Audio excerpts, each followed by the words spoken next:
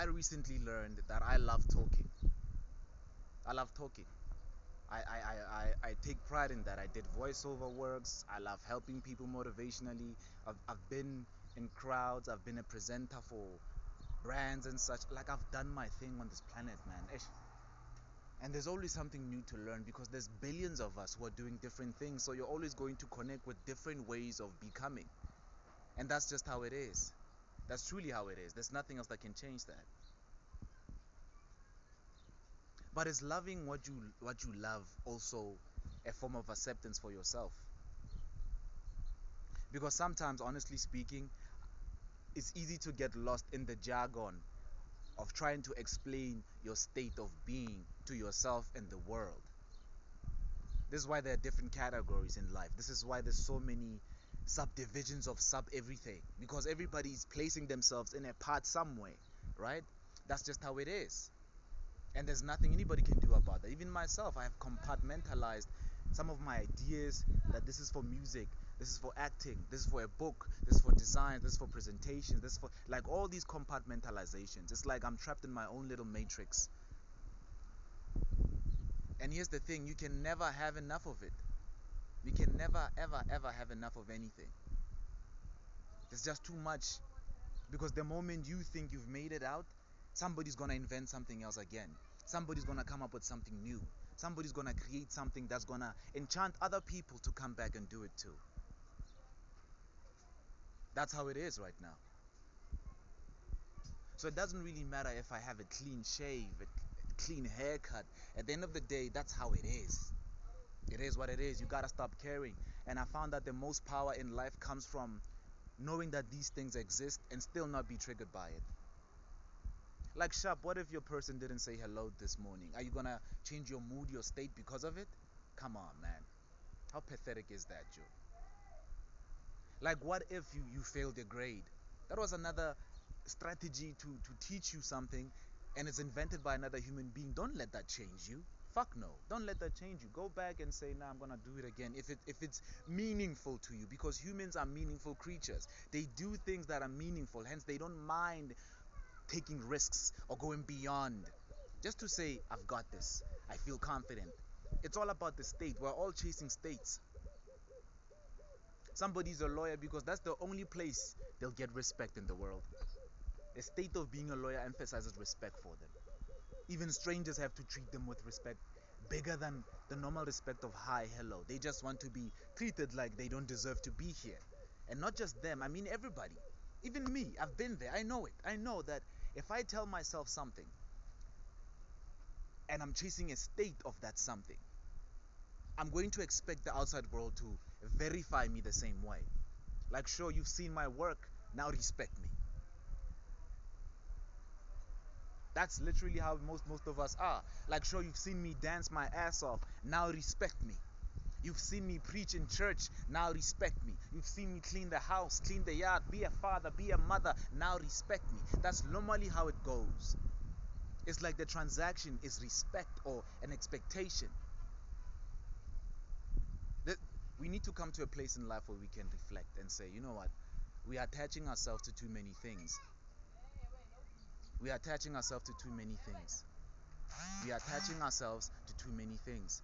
We are attaching ourselves to too many things, and these too many things are giving us different states that don't matter, and these different things are giving us personalities that end up forcing us to become something new that we never wanted to be. So your awareness is mostly not reacting, it's mostly not observing. Your awareness is mostly based on knowing that these things exist, and you reacting to them is not going to help you. Like, I have a concept, right? I call it responsibility. Generally speaking, a lot of people call it responsibility, but for me, I looked at it differently. I was like, responsibility, your ability to respond to situations, you need to develop that. It's raining. The way you respond to the rain determines if you are sad or angry or happy or excited. You understand? And as I'm posting these things, this little nugget, social media right now is sending me notifications left and right and center because it's trying to delay me from living my truth with you guys. The enemy is always everywhere, Leparalak. The enemy will attack your family, make them fight with each other. The enemy will make everybody look at each other differently. The enemy will make your colleagues hate you and sabotage you. The enemy is gonna use everybody who's weak, who doesn't pray for guidance, for wisdom, to behave differently. That's what the enemy does. And they're gonna keep on doing this so long as people don't know their worth, Leparalak. If you don't know who you are, like now, look, I'm looking at 32 notifications coming in as I'm saying these things. This is the enemy trying to disturb me, Leparalak, right now. And if you allow petty things like this to get in your heart, it's over, because changing yourself is gonna take time, because you first have to apologize. You have to apologize to yourself for behaving that way, for being known that way. It's a must. You're gonna have to go to that person and say, I'm sorry. But truth is, you're telling sorry to yourself. And if you say sorry but don't change the behavior, then your sorry means nothing.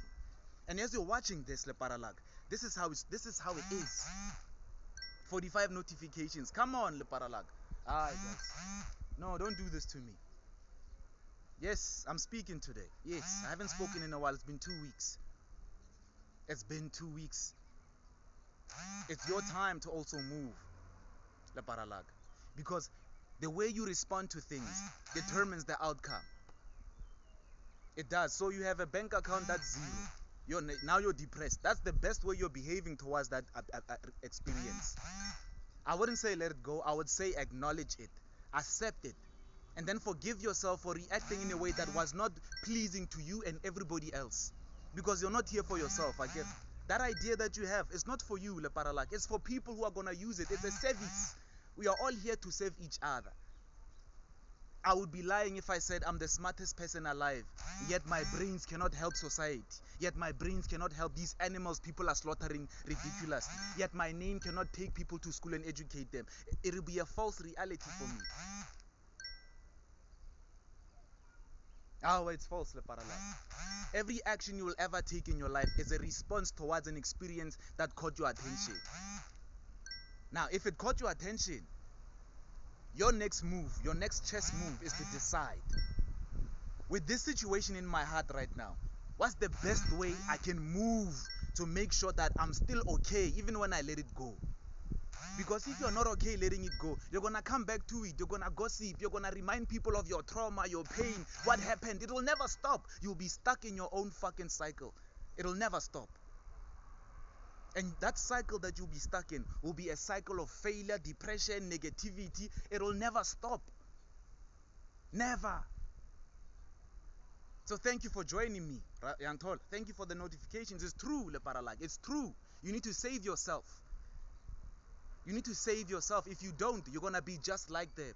The enemy will win 24/7. Everything will trigger you. A series, a movie, a book. Like, Joe, if you don't heal and say, you know what? It happened, I'm okay. Forgive yourself for reacting that way. And then understand why you reacted that way. It was a weakness. Use that experience to expose your weakness. Or, when they steal money from me, I get angry. That's my weakness. Don't be angry. Just be proud that people made you aware that you have more money than them. That's why they took it. Young Tola Leparalak, be mature, be wiser. Because that's the only thing that's going to save you from getting heart attacks, being on pills. Yo, I'm telling you the truth. You're not going to look young, you're going to look old and boring.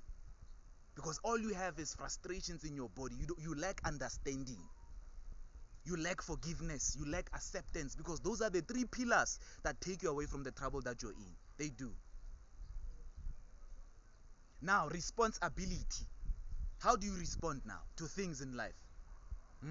Some people are smart. They create timetables to manage their time. Because time is 24 hours. Everybody has it. And how you spend it will determine if you're going to be successful or not. So do you have a timetable? I do. I have a timetable that I work mostly better at night. The internet is better at night. There's no noise. There's nobody disturbed. So I work at night. That's when my timetable starts. During the day, I'm planning and plotting. Now you know my secret. Now what? How are you going to respond to knowing my things now? Young Tola Leparalak. It's also the same thing for you.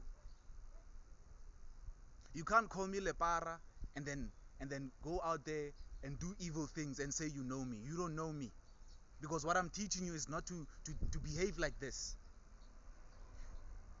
If you don't master how you react to things, or how you respond to them. I'm telling you, by God's grace, you're going to repeat the lesson 24/7. It's going to be that way over and over and over and over. You'll be in your 60s, in your 50s, in your 40s, in your 30s, where the original problem started, and you'll still be bringing it up because you're not healing. You are not realizing that you are the one to change things. No, you are living like a victim. And living like a victim, guys, let me tell you, it will not help you.